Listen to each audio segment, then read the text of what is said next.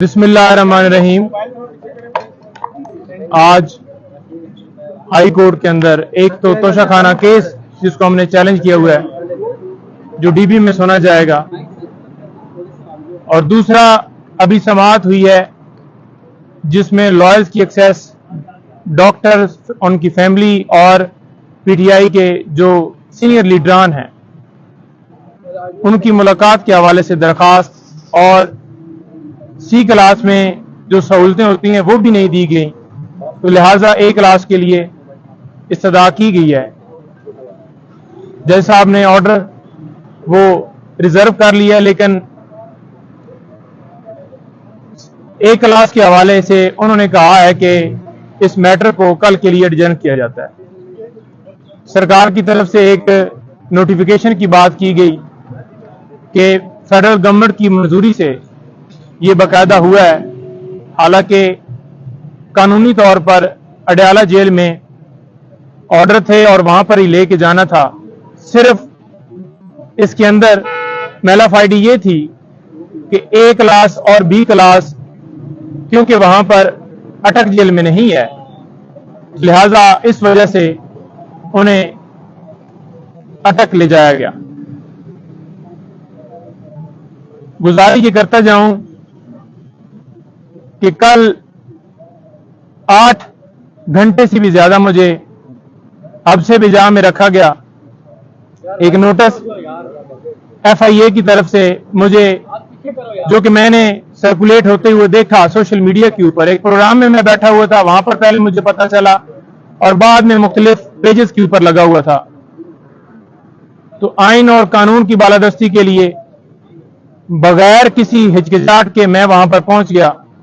उनसे गुजारिश की कि इमरान खान साहब से मैंने मिलने जाना है और उससे पहले सुप्रीम कोर्ट और हाई कोर्ट में मैटर्स पेंडिंग हैं, क्योंकि इमरान खान साहब हमारे क्लाइंट हैं और उनके केसेस को हम डील कर रहे हैं, तो मुझे जाने की इजाजत दी जाए। आज थोड़ी सी मेरी मसरूफियत है और साथ ही इस्तदा की कि मुझे डॉक्यूमेंट सारे दे दें ताकि मैं जवाब दे सकूं आपको। लेकिन उन्होंने कहा कि आप बैठ जाएं और साथ एक बंदे को बिठा दिया कि जाने ना दें। ऊपर से अफसरान आ रहे हैं, तो लिहाजा जब वो आएंगे तो फिर डिसाइड होगा कि आपको जाने दिया जाएगा या नहीं। सवालनामा मुझे दिया गया, 8 सवालात थे। एक एक सवाल का मैं जवाब तफसील से देना चाहता था, लेकिन जबरदस्ती उन्होंने मुझसे सवालात के जवाबात लिए। उसके बाद मैंने कहा कि अब मेरा टाइम अभी भी मैंने जाना है, क्योंकि उनको भी शायद पता चल गया कि खान साहब से उन्होंने मिलने जाना है, तो लिहाजा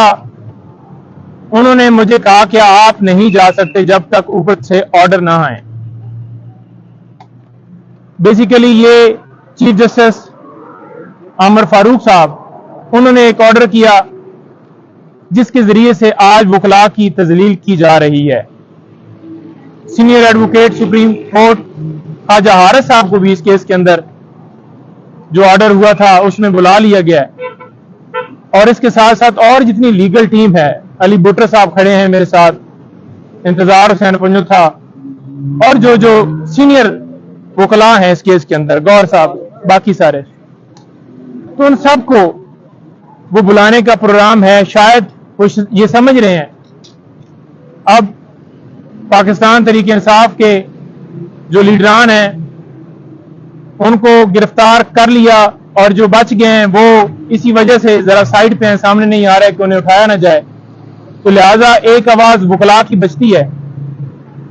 तो क्यों ना इनको भी जो है इनकी आवाज को दबाया जाए, इनके ऊपर प्रेशर डाला जाए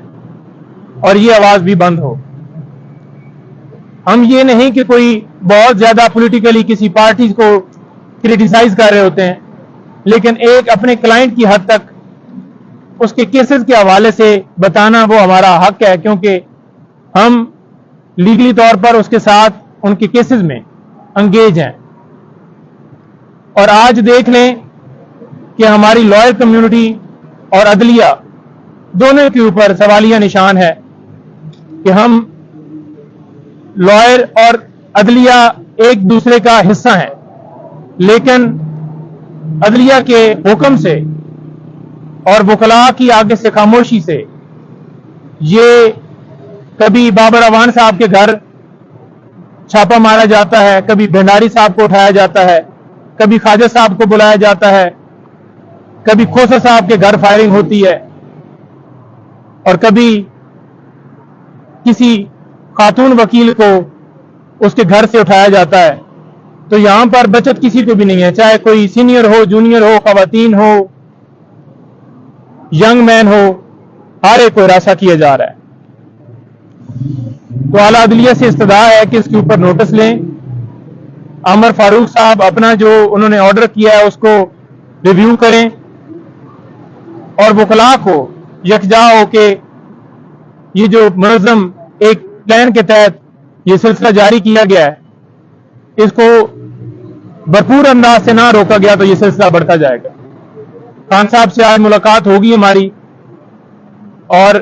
مختلف جو ان کی طرف سے انسٹرکشن ملیں گی مزید۔ آج توشہ خانہ کیس بھی سماعت کے لیے فکس ہے،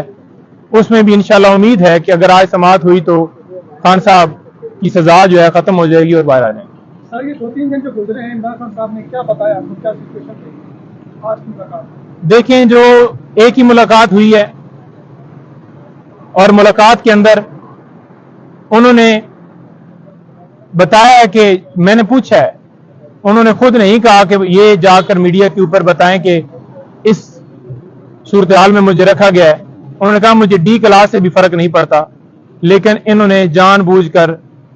مجھے سی کلاس کی جو سہولتیں ہیں وہ بھی نہیں دیں گی، اور تذلیل کیا ہے۔ وہ کس طرح سے کہ وہاں پر کیڑے مکوڑے، رات کو مکھیاں، اور وہ سارا سلسلہ میں پہلے بھی بتا چکا ہوں۔